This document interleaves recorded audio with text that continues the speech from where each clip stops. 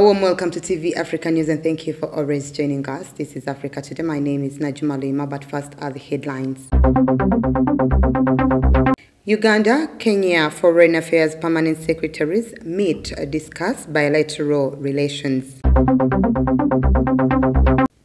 FDC advises on fire outbreaks in schools and public places.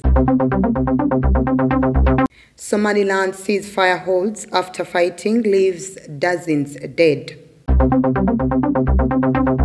Yasin lights up Mbarara rally takes overnight lead. Welcome once again. Now the news in detail.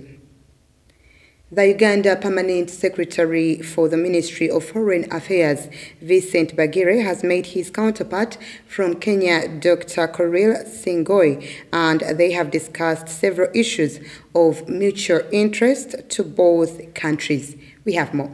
During the meeting, Bagire congratulated Kenya on the successful elections held last year, but also congratulated his counterpart on the appointment and assumption of office as Principal Secretary for Foreign Affairs and looked forward to more engagements and deeper bilateral cooperations.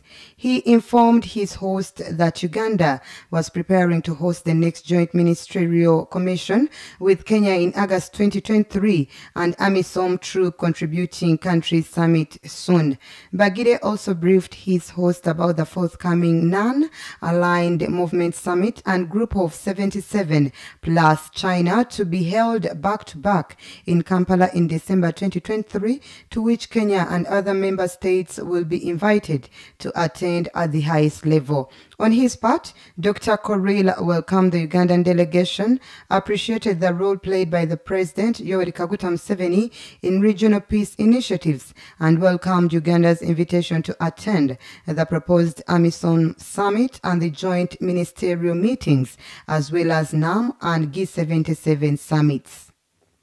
The Forum for Democratic Change FDC party deputy spokesperson John Chikonyogo has asked police to charge people identified in fire that guards schools and other public places of terrorism. We have more on this report. In his reaction to the fire that gutted Kakaijo zone in Kisenyi today, Chikonyogo says many schools, markets and other public places have been set ablaze by the unknown people, but no police reports have been released, yet lives are lost and properties destroyed. He calls police and other authorities to take a full responsibility of ending such arson by releasing reports as well as penalizing the culprits. Property worth millions of shillings have perished in a fire that gutted part of Kisenyi area next to Pastor David Kiganda's church in the wee hours of Monday morning. An eyewitness we spoke to suspect that some lives could have been lost since some of the stores have attendants during the night. It is suspected that the fire broke out around 2 to 4 a.m. and by the time the fire brigade team arrived, it only managed to prevent further damage and other items had been burned to ashes. Meanwhile, security has been beefed up at the site of the inferno to avoid looting. At least 57 people are reported to have been killed in days of clashes between anti-government fighters and Somaliland security forces in the disputed city of Las Anod after local leaders said they wanted to rejoin the federal government of Somalia. According to the head of a public hospital in Las Anod, the administrative center of Sul region, over 400 people had been wounded. Somaliland and the Somali state of Puntland have disputed Las Anod for years, but the city has been under the control of Somaliland. Traditional leaders accused the Somaliland forces of invading the city. The fighting in Las Anod first erupted after a committee of local leaders, religious scholars and civil society groups said last week they no longer recognized the Somaliland administration and wanted to rejoin Somalia. Somaliland separated from Somalia in 1991 but has never been recognized as an independent country. Officials there ordered a ceasefire on Friday night, but some fighting continued. Somaliland's Interior Ministry said troops had acted in self-defense and the ceasefire still held. Let's take a quick break. We will be right back.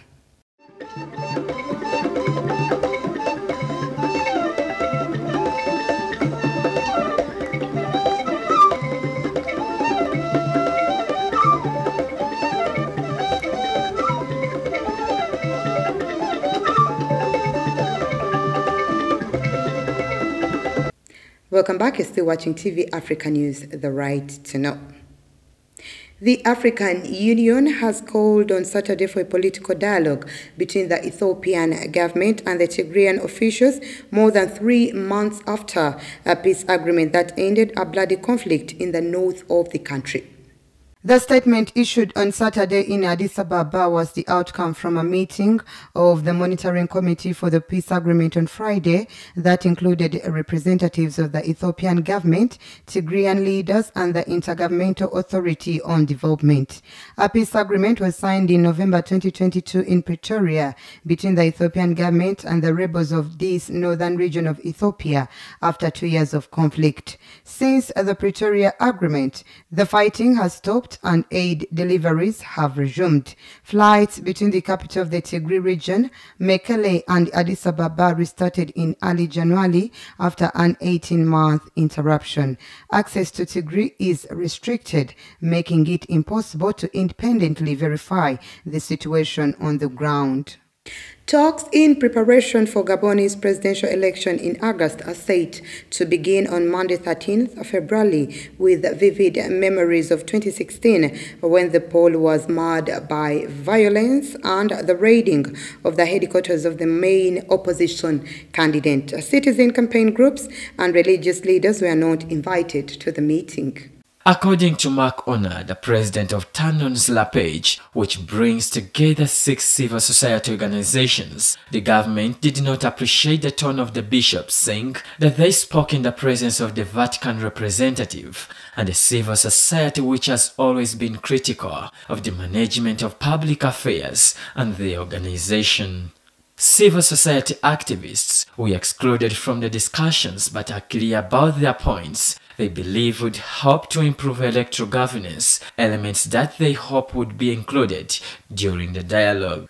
Honor added that they need to review the electoral law and an impartial election organizing body. Honor gave an example about the election of the president of the Electoral Commission, who was a member of the government who was elected. Moving on, as supporters of Nigeria's presidential election candidate Peter Obi gathered at rallies and local markets, the 61-year-old candidate called for a non-violent electioneering and promised citizens a new and peaceful country. Let's take a look. Voters go to the polls on 25th February to choose a successor of President Muhammadu Buhari, who has served his maximum 2 terms in office. Speaking at the rally in Lagos on Saturday, Peter Obi asked the voters to go and vote for Labour Party and cautioned them to stay standing from where they voted from until when their votes are counted. His speech followed reports of supporters being attacked with machetes and other weapons as they were making their way to the rally in Tafawa Balewa Square, Lagos. Addressing supporters, Obi also criticized security forces who had harassed citizens, and he promised to say sorry for violence committed by the police. Obi also promised that his administration would be good for business and said he aimed to make gas more profitable than oil. Let's once again take a quick break. We will be right back.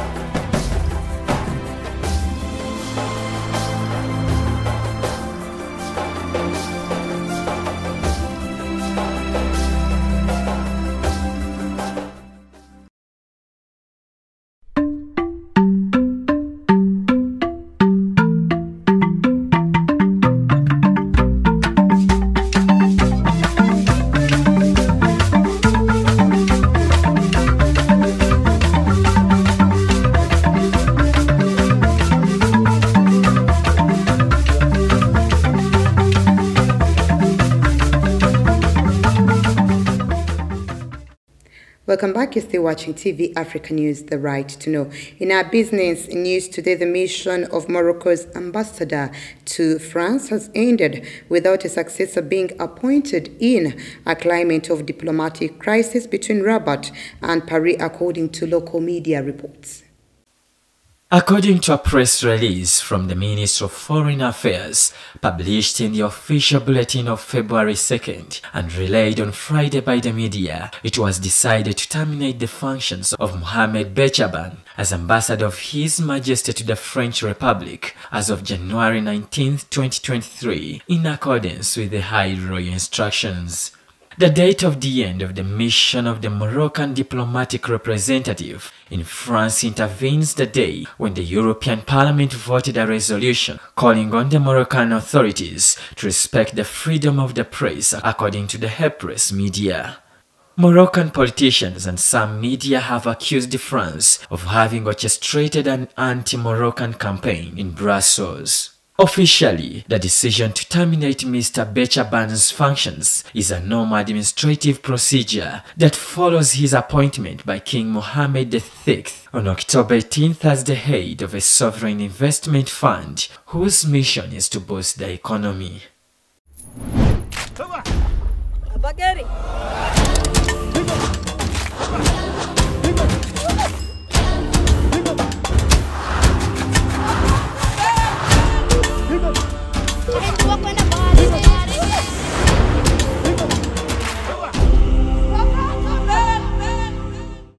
In our health news today, health authorities in Equatorial Guinea have quarantined more than 200 people and imposed movement restrictions on Friday after an unknown illness killed at least 10 people. The outbreak was reported on Tuesday. According to preliminary investigations, the deaths in Equatorial Guinea were linked to people who took part in a funeral ceremony. Symptoms include fever, weakness, bleeding, and diarrhea. Guinea's health minister, Mitoha Ondo Aikaba, announced that the government sent samples to neighboring Gabon and Senegal for further investigations. Following the announcement, neighboring Cameroon imposed movement restrictions along the border with Equatorial Guinea.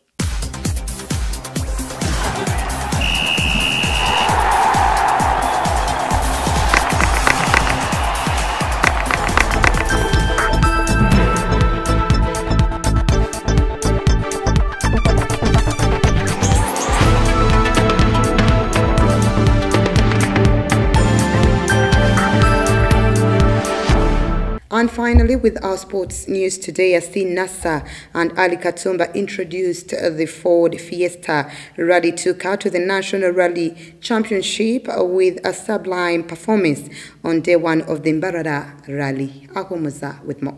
The Moil Rally crew went all out with the top crews securing 2 of the 3 stages of the day. However, the highlight of the day was at the Bomber Grounds, where the crew thrilled the fans as they seemingly maneuvered through the 2.62 kilometers super special stages. Yasin and Katumba will start day 2 with a 1 minute and 6 seconds lead over a second-placed Duncan Mobiro. Roland Sebugosi kept the leading crews in check, keeping close in 3rd place heading into day 2. Hassan Alui is currently sitting 4th, while Fred Musulwa is 5th. Reigning National Rally champion Byron Rugomoka will start day 2 in the 6th position. 4 stages covering a total competitive of distance, 69.08 kilometers, will be covered before the winners declared. That was the news. Thank you for always keeping it TV Africa. Please do stay tuned.